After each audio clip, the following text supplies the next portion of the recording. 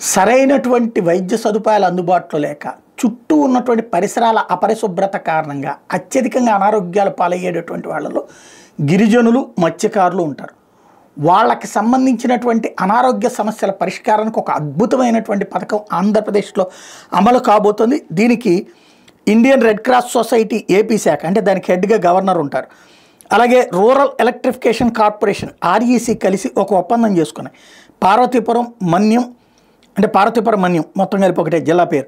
అల్లూరి సీతారామరాజు జిల్లా, పల్నాడు జిల్లా, తిరుపతి జిల్లా, నంద్యాల జిల్లాలో గిరిజనులు, అలాగే కోనసీమ జిల్లా, పశ్చిమ గోదావరి జిల్లాలోని మత్స్యకారుల కుటుంబాల వాళ్ళకి సంచార వైద్య కేంద్రాలు అంటే మొబైల్ మెడికల్ యూనిట్స్ ద్వారా మీ డాక్టర్ మీ ఇంటికి అనే విధానంలో జిల్లాకు అంబులెన్స్ నడపబోతున్నారు.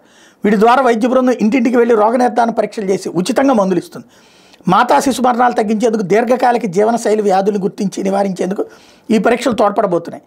దీనికి సంబంధించినటువంటి ఎంఓయూ మీద అంటే ఒప్పంద పత్రం మీద REC chief program manager Sanjay Kumar Rai సంతకం చేశారు. 3 ఏళ్ల పాటు వైద్య కార్యక్రమాల నిర్వహణకు అయ్యే 8,40,00,000 రూపాయల వ్యయాన్ని ఆర్ఈసీ భరించబోతోంది. వచ్చే ఏప్రిల్లో ఈ పథకాన్ని గవర్నర్ ప్రారంభించబోతున్నారు. చాలా అద్భుతమైనటువంటి ఆలోచన, హ్యాట్స్ ఆఫ్ చెప్పాలి.